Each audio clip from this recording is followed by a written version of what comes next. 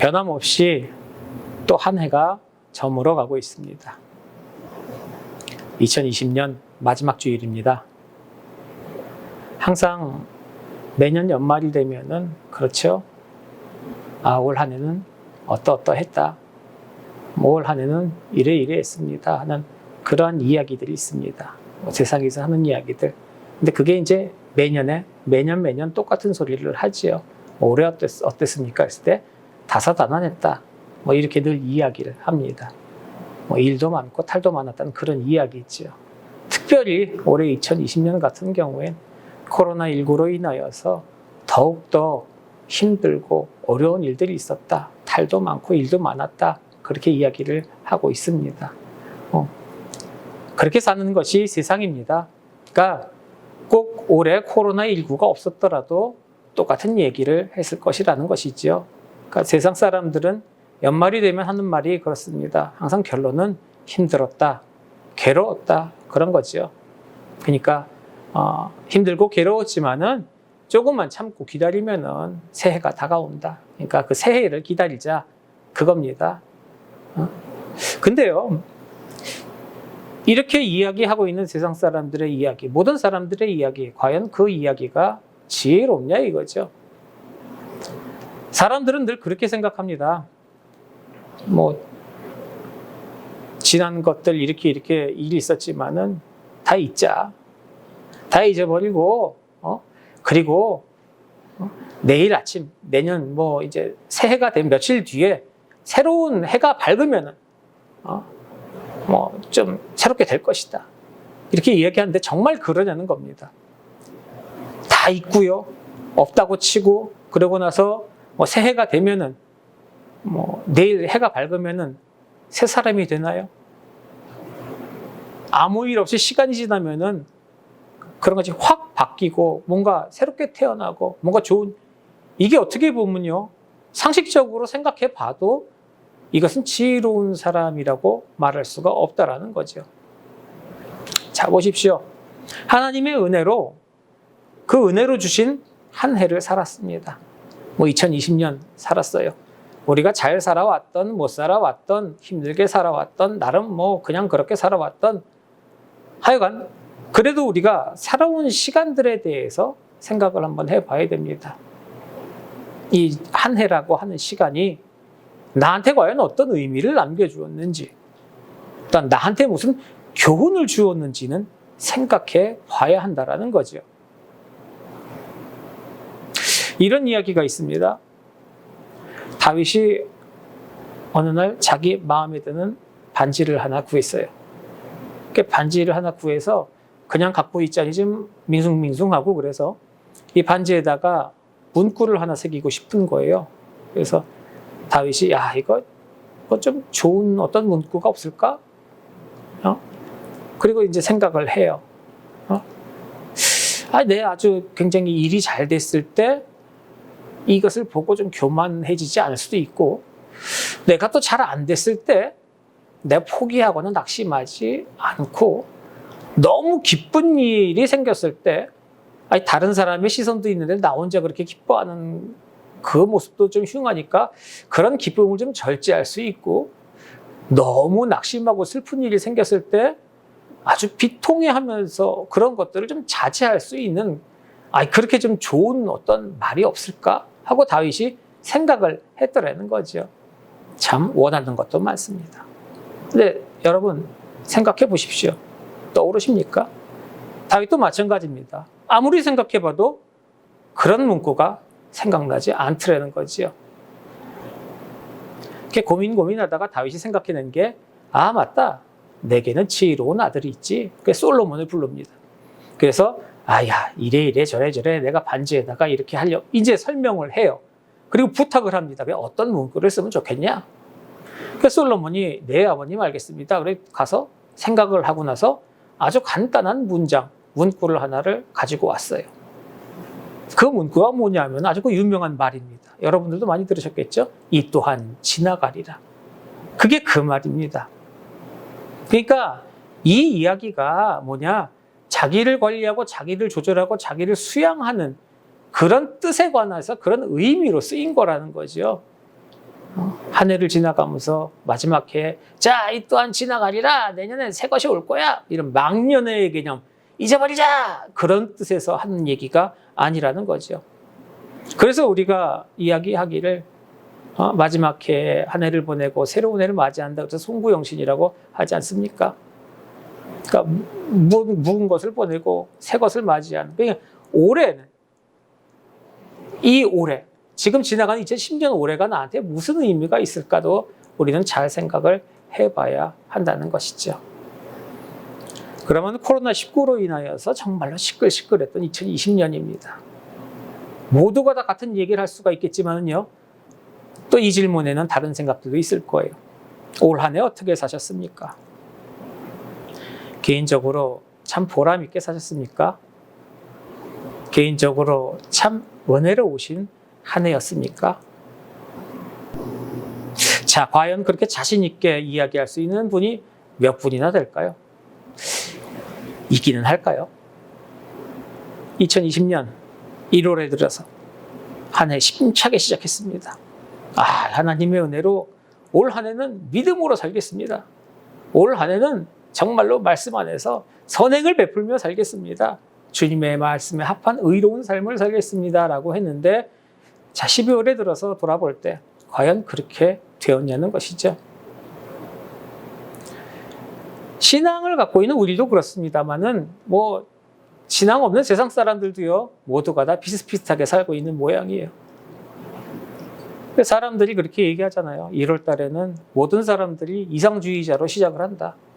근데 한 해 중간쯤 한 6, 7월이 되면은 슬슬 현실주의자가 되어간다는 거예요. 그리고 12월 마지막이 되면은 모두 허무주의자. 이렇게 되고 만다라고 세상에서는 이야기합니다. 자, 그래서 오늘 하나님께서 탓하십니다. 근데 1절과 3절 두 번에 어리석도다라고 말씀을 하세요. 그러니까 이거는요, 지금 안 믿는 세상 사람들을 향하여서 하시는 말씀이 아니라 지금 믿는 자들에게 하시는 말씀입니다. 어리석다라고 말씀하고 있는 거예요. 여기서 이 어리석다라는 말이 헬라어로 아노이토스라고 합니다. 이 말의 뜻은요, 도저히 이해할 수 없다 라든지 이럴 줄은 몰랐다, 이런 뜻입니다. 그러니까 하나님이 보시기에 아노이토스 그러면은 이럴 줄 몰랐다, 정말 섭섭하다, 이렇게 그 말씀 그대로 해석하는 게 그냥 섭섭하다에서 끝나는 것이 아니라 아주 그냥 저 어리석어. 그러니까 어리석다라는 표현을 쓴 거예요. 단순히 섭섭하다에서 멈추는 게 아닙니다. 그러니까 우리가 그렇게 되었다라는 것이죠. 아니, 왜 너희들 믿음으로 시작했다가 왜 율법적인 사람으로 전략하고 마느냐? 왜 너희들은 영적인 사람으로 구원을 받았는데 왜 세속적인 사람으로 타락하고 말았냐? 응? 하나님이 어떤 은혜를 너에게 베푸시고 너희를 어떻게 구원하셨는데 말이야. 이런 말씀하시고 있는 겁니다. 항상 그렇죠. 살아온 한 해를 정리하면서 오늘 우리가 올 한 해를 정리하면서 시작할 때는 나름 좋았습니다. 그런데 한번 뒤돌아보자고요. 정말로 잘 살아왔습니까? 제대로 살았습니까? 아니죠. 1년을 지켜보시고 하나님께서 나에게 말씀하십니다. 뭐라고요? 어리석었다. 이렇게 말씀하신다는 거예요. 하나님께서 나에게 말씀하시니 우리는 인정해야 하죠. 어리석은 겁니다. 그런데 이게 사실 영적으로 참 정말 깊은 의미가 있습니다. 그러니까 이 어리석다라고 하시니 하나님의 말씀이 참 무거운 말씀이라는 거죠. 여기서 말씀하시는 이 어리석다라고 하시는 말씀은요, 이렇습니다. 처음에는 참 잘 시작했어요. 그런데 변질이 되었다는 겁니다. 그러니까 아주 좀 심각한 이야기를 하고 계시다 이거죠. 이것과 같은 경고의 말씀이 있습니다. 계시록에 나오는 그 7교회 중에 첫 번째 교회이죠. 에베소 교회. 그 에베소 교회에 그런 뜻으로 그렇게 말씀을 합니다. 에베소 교회를 향해서 하나님께서 말씀을 하시는데 다 잘했다고 하죠. 아주 훌륭하다라고 얘기합니다. 책망할 것이 딱 하나뿐이 없다라고 합니다. 그 하나만 회개해라 라고 합니다. 다 잘하고 하나만 회개하면 된다라고 하니까 우리가 듣기에는 그렇죠. 뭐 그럼 별거 아니겠다. 하나 정도야. 근데요. 뭐라고 말씀하시냐면은 회개하지 아니하면 촛대를 옮기리라. 이렇게 말씀하시는 거예요. 이 무슨 말입니까? 교회 아니다 그거예요. 하나밖에 아니라고 해서 별거 아닌 줄 알았더니 이 하나가 바로 절대적인 것을 잃어버렸다는 거죠. 그게 바로 요한계시록 2장 4절 말씀입니다. 처음 사랑을 버렸느니라. 우리 이런 이야기 많이 들어보셨잖아요. 처음 사랑을 버렸다. 처음 사랑을 잃어버렸다. 이게 심각한 거라는 이야기입니다. 1월에 시작할 때 처음 사랑이 있었습니다. 근데 시간 쭉 지나서 12월에 와서 생각해 보니까 없어졌어요. 변질됐어요. 잃어버렸어요. 사실 이게요, 영적으로 굉장히 심각하다는 것을 깨달을 수 있어야 합니다. 이런 것을 사람들은요, 대수롭지 않게 여겨요. 절대로 변질되는 것. 이게 그냥 대수롭지 않은 이야기는 절대로 아닙니다. 지금 하나님이 변질돼서 타락하시는 것을 너무 싫어하신다라는 거예요. 보시죠. 세상 살아가는데 하나님의 은혜가 있습니다. 그래서 하나님께서요, 자, 배우자를 주셨어요. 결혼했어요. 참 뜨거운 사랑을 해요. 근데 나중에 알고 봤더니 아니라는 거예요. 만나게 될 때는 하나님의 은혜라고 했는데, 그렇게 이야기하고 그렇게 말하면서 그렇게 했는데, 그러면은 하나님이 은혜를 주셔서 만나게 했는데 살아보니까 아니다. 그럼 하나님이 은혜를 잘못 주신 거라는 이야기인데요. 그럼 내 잘못이 아니라 하나님의 잘못이라는 겁니까? 우리가 살아가면서 모든 것이 하나님이 주신 은혜였습니다. 자, 근데요, 하나님이 말씀하셔요. 뭐라고요? 그 처음 사랑을 버렸다. 이거 돌이켜 생각해 보면 정말 무서운 말씀이죠. 심각한 이야기입니다. 하나님께서 나를 어떻게 구원하셨는데요? 은혜로, 복음으로, 성령으로. 1절에 예수 그리스도께서 십자가에 못 박히신 것을 너희에게 밝히 보여주지 않았느냐. 그리고 말씀하신 2절에 너희들이 복음을 듣지 않았느냐. 5절에 하나님께서 성령 주시고 그 성령의 역사로 우리로 하여금 믿게 하시고 또 구원하시지 않았느냐. 그 다 어디 갔냐는 겁니다. 그거 다 어디 가고 율법적인 사람으로 전락했느냐 이 말이죠. 전부가 다 자기 의로운 채 합니다.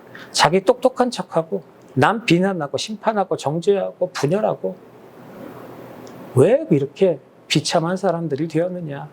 그거 한번 생각해 보라는 거지요. 자, 1년이 그랬습니다. 그리고요, 내가 처음 예수 믿을 때 내가 예수를 믿었던 감격, 예수를 알았던 그 감격, 그 감사. 근데 지금은 그만 못하다는 거지요. 그러면은 이게 어떻게 된 거냐는 겁니다. 1절에 이야기하는데요. 어리석은 사람들아, 왜 이렇게 어리석어졌느냐. 너희가 그런 짓 할 줄을 난 몰랐다. 누가 꼬시더냐, 누가 꿰더냐. 그랬죠. 누구 꼬임에 넘어갔느냐. 그 이야기입니다. 꼬임, 꿰다. 이 꿰다라는 말은 헬라어로 마스카이노라고 하는 말입니다. 이게 뭐냐면 유혹하다라는 뜻이에요. 더 쉽게 말하면은 유괴입니다. 유괴. 유괴라는 뜻 아시죠? 어떤 사람이 아무것도 모르는 어린아이들, 이 어린아이를 꼬셔내는 게 이게 유괴입니다.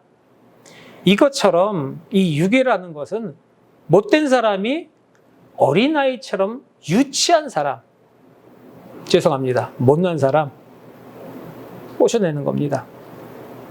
누가 너희를 꿰더냐? 왜 그렇게 되었느냐? 못된 사람이, 그러니까 세상이 나를 꼬여서, 나를 꼬셔서, 나를 유괴해서 그래서 이렇게 된 겁니다. 그러면 이제 묻자는 겁니다. 자, 그럼 누구 책임이냐? 누가 잘못한 거냐? 세상이 날 꼬셨어요. 세상 탓하겠습니까? 아니죠. 내가 진 거죠. 오늘 본문에서 하나님 말씀은요, 믿는 사람들에게 말씀하고 계십니다. 그것 깨달으라는 겁니다. 왜 졌냐? 왜 졌냐고. 그러니 그렇게 섭섭하실 수 없다는 거지요. 왜 졌냐? 진 사람이 바보라는 이야기입니다. 하나님의 사람이 왜 세상에 지느냐 이겁니다. 하나님의 사람으로 이기는 길을 가야 합니다. 세상이 유혹한다고 해서 세상에 져서 세상 사람처럼 되는 거, 그리고 나서 세상이 나빠요. 세상이 나쁘기 때문에 이렇게 이야기하면 안 돼요. 내가 진 겁니다. 내가. 이제 한번 생각을 한번 해보십시다. 왜 세상에 나가서 일주일이라는 시간을 삽니다? 왜 세상 사람들처럼 그렇게 부패하고 타락한 생활, 동일하게 생활할까요? 그거 세상에 진 겁니다. 세상 잘못 이해한 거예요. 그리스도인에게 세상이라고 하는 것이 무슨 의미가 있는 거냐는 거죠. 자, 그냥 간단하게 세상은 무조건 악한 거다, 뭐 이렇게 그냥 한 번에 매도해 버리시겠습니까? 아니죠. 원래 이 세상은 하나님께서 은혜로 주신 겁니다. 그러니까 우리가 세상을 목적해서 사니까 그게 범죄가 되는 거죠. 하나님은 우리를 세상 안에서 살도록 하셨어요. 잘 알아야 됩니다.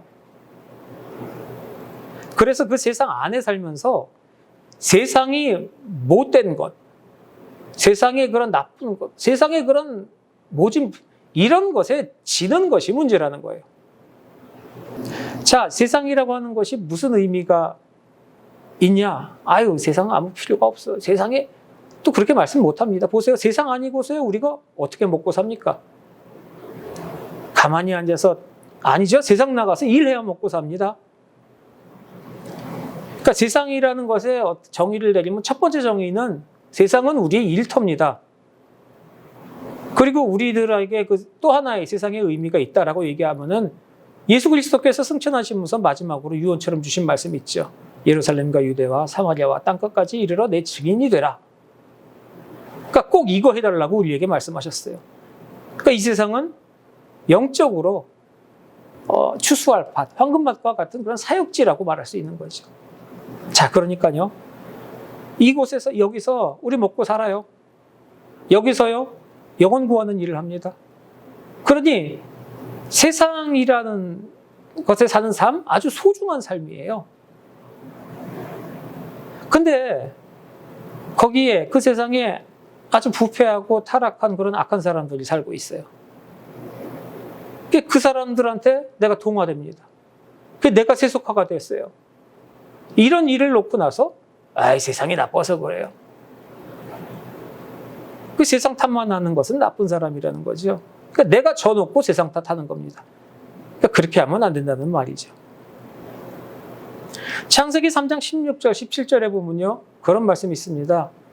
범죄한 사람들에게 주시는 그 말씀이죠. 범죄해서 너희들 세상에서 이렇게 살 거다. 그 타락한 사람들에게 주시는 말씀 가운데, 그 가운데도 하나님의 은혜가 있어요. 세상에서 우리가 누리는 그런 은혜라는 거죠. 자, 먼저 하와한테 말씀하세요. 임신하는 고통을 더하겠다. 이거 뭐 두려운 것 같지만, 하지만 거기에는 뭡니까? 생명 주시겠다는 겁니다. 은혜지요. 그러니까 세상은 그렇게 되는 겁니다. 아담에게 그 다음에 또 말씀하세요. 내가 수고하여 땅의 소산을 먹으리라. 수고해야 된다는 거죠.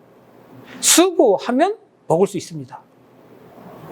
창세기 3장 19절에 내가 얼굴에 땀을 흘려야 먹으리라. 그러니까 노동을 해야 먹는다는 것이지요. 시편 128편 2절에 내 손이 수고한 대로 먹을 거다. 이렇게 말씀하십니다. 그러니까 세상에서 일해서 먹고 살아야 되는 거예요. 그리고 그 일하는 대가, 일한 것에서 끝나고 노동하고 힘든 것에서 끝나는 것이 아니라 일하면은 마땅한 대가 있다는 거예요. 하나님이 책임져 주시겠다고 말씀하신 겁니다.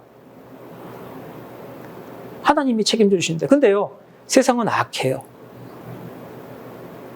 그걸 그렇게 합니까? 그렇게 안 해요. 세상은요. 세상은요, 노동의 가치 모릅니다. 그 노동 귀한 것으로 여기지 않아요. 그러니까 노동을 이용 가치로 여긴 겁니다.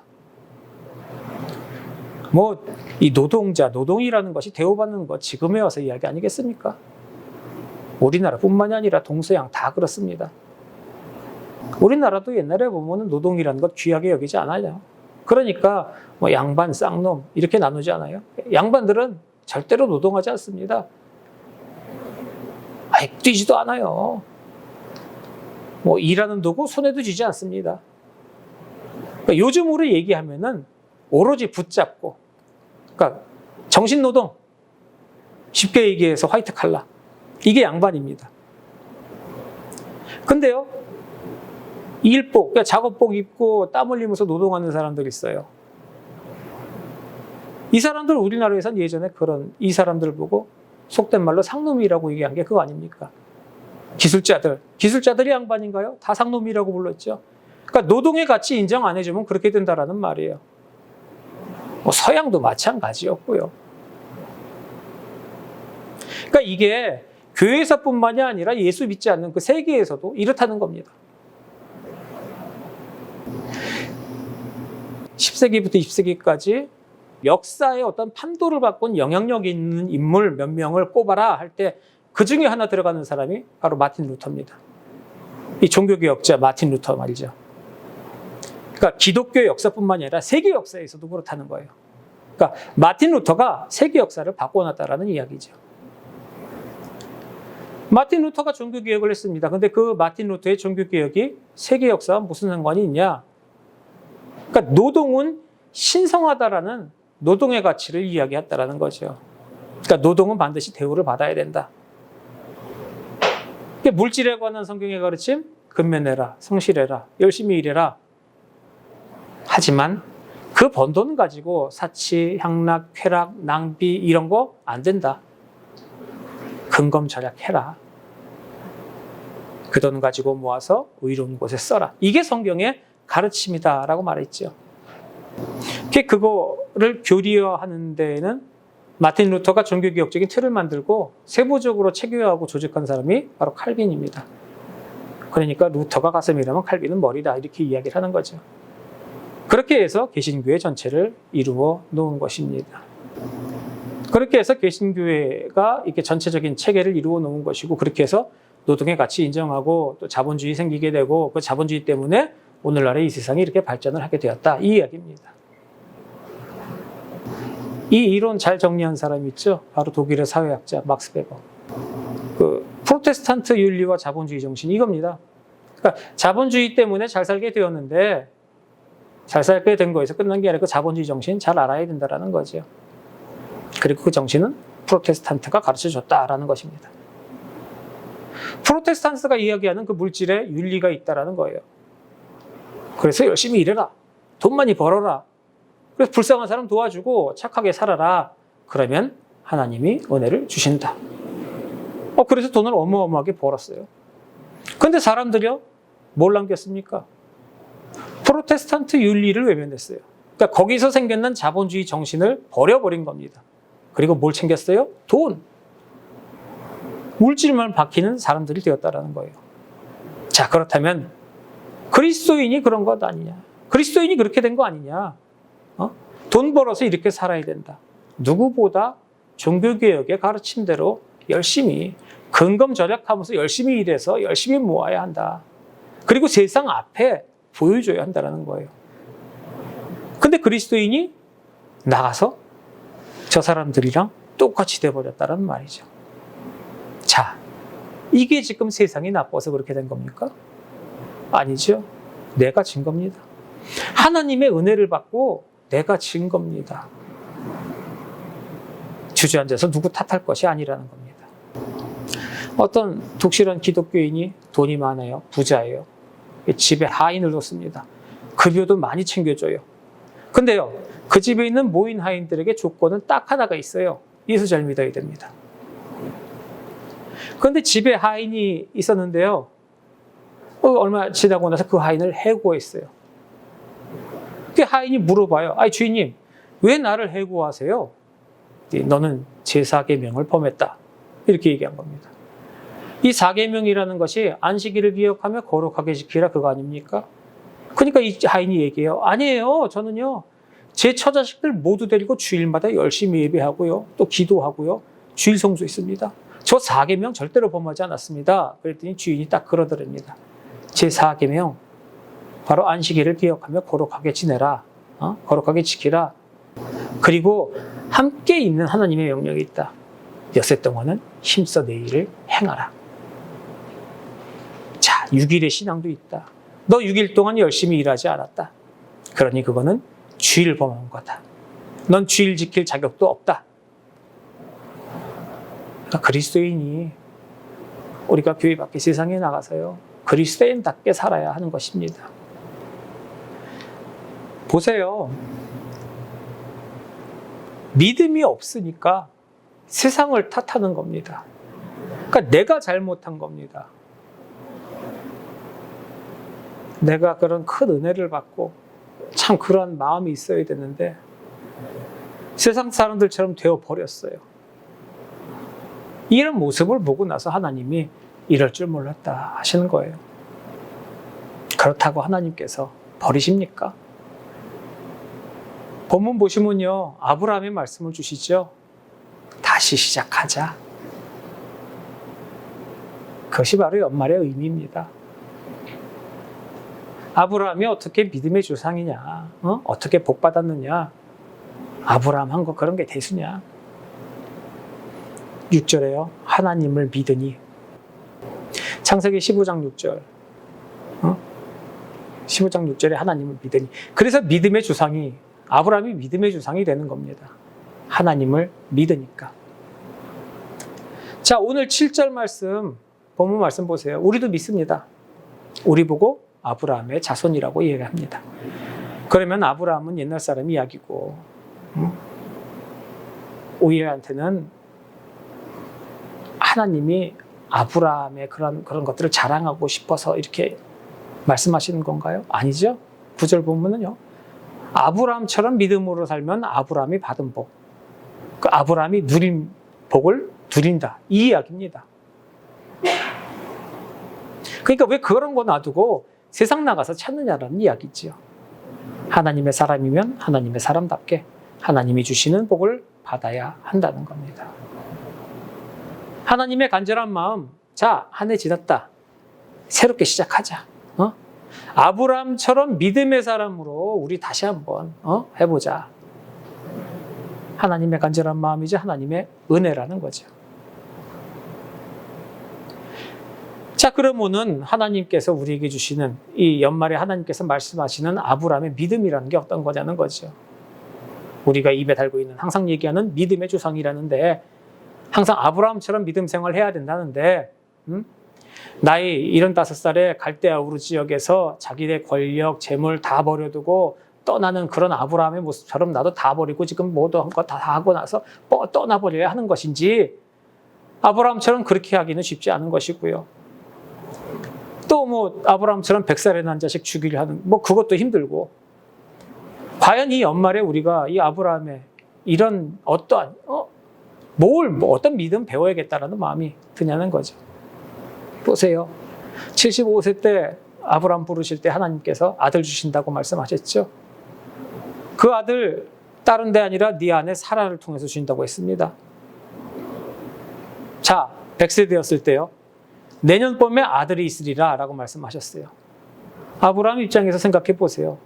자, 75세 때 아들 주신다고 말씀하셨고 이제까지 25년 기다렸으니까 아이고 하나님 감사합니다 하고 낼름 받을 거예요. 아브라함의 이야기를 한번 읽어보면 그렇지 않다라는 거예요.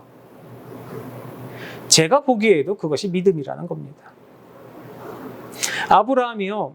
하나님이 사라를 통해서 주신다고 말씀하셨어요. 자, 그 사라한테 아브라함이 어떻게 했습니까? 다른 사람은 몰라도 사라 하나만큼 철저하게 보호하고 보듬어주고 지켜야 되지 않겠어요? 이 여자 통해서 이 아들 주신다고 했으니까요. 근데요, 먹을 거 없다고 창세기 12장에 애굽으로 갑니다. 가버려요. 그래 놓고서 나 죽을까봐 아내는 범하던 말던 누이라고 얘기해요. 보세요. 어떻게 그럴 수가 있어요? 상식적으로 우리가 이해할 수 없습니다. 근데 그것도 한 번이 아니죠. 창세기 20장에 보니까요. 그랄에 가서 또 그래요. 또 너희 동생이라고 합니다.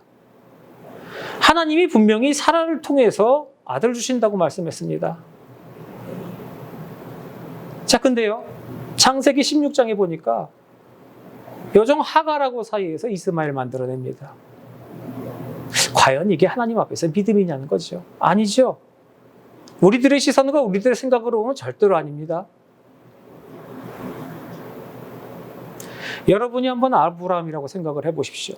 그런 아브라함에게 하나님께서 찾아오셔서 말씀을 하세요. 자, 이렇게 말씀하시죠. 내년 봄에 아들 낳을 것이다. 그럼 뭐라고 대답하시겠어요? 하나님, 아닙니다. 저는 하나님의 그 귀한 은혜 선물 받을 수가 없습니다. 저는 받을 자격이 없어요. 제가 한 짓을 제가 아는데요. 전 못 받습니다. 자, 이 아브라함의 지금 이 말이 아주 양심적인 고백입니까? 어찌 보면 우리들은 이 아브라함의 대답의 말에 고개를 끄덕이면 그래야지, 당연히 그래야지 할 수 있겠지만요. 보세요. 이건 불신앙입니다. 내 양심은 괴로워요. 분명히 내 생각에는 받을 자격이 없습니다. 근데요, 하나님이 주신대요. 내 사정, 내 여러 가지 일들 하나님이 모르십니까? 아시는데 주신다고 말씀하십니다. 그렇다면은 하나님, 내 그렇게 못난 짓을 하고요. 정말로 이렇게 못된 짓을 했는데도 저를 향한 그 하나님의 사랑에는 변함이 없으시네요. 하나님, 그 사랑의 하나님이 그렇게 말씀하시니까 제 정말 염치 없지만은 감사히 받겠습니다. 이게 하나님의 믿음입니다. 여러분, 새해를 우리에게 왜 허락해 주십니까? 우리 받을 자격 있으십니까? 아니죠. 받을 자격 없지만 주님, 염치 없습니다. 그 염치 없어서 받습니다. 이 고백 안에 정말로 깊은 회개가 함께 있다라는 것이죠. 하나님의 은혜로 새해를 주신답니다. 받을 자격은 없습니다, 주님. 그러나 하나님의 그 변함없이 그 나를 향한 그 변함없는 사랑, 염치 없지만은 내가 받겠습니다. 그런 회개하는 마음이 있는 것입니다. 그러니 하나님이 얼마나 기뻐하시겠습니까? 그것이 믿음이고 그것이 하나님의 은혜라는 것이지요. 받은 그 한 해 동안의 은혜 잘 생각하시고 아브라함의 믿음 생각하시고 하나님이 기뻐하시는 그 믿음의 사람으로 다가오는 새해를 맞이하시는 아름다운 성도들 되시기를 소원합니다. 기도하겠습니다.